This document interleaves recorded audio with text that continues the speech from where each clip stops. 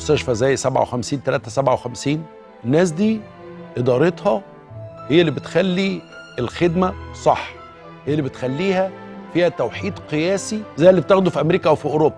هو نفس البروتوكول، هو نفس الكفاءه، هو نفس الجراح المصري اللي ايده تتلف في حرير. دي مساله ترجع للاداره، الحزم في الاداره، العلم في الاداره. احنا يوم ما بنيجي نتكلم على تبرع ل 57 انا شخصيا ببقى مستريح. ليه؟ ان انا عارف فلوس رايحه فين. يعني انت النهارده الناس ديت اللي بتعمل سراير زياده في 57 اما تيجي تدفع فلوس انا عارف ان انت حاطط فلوسك في الحته الصح، هتعالج بني ادم، هتنقذ حياه طفل.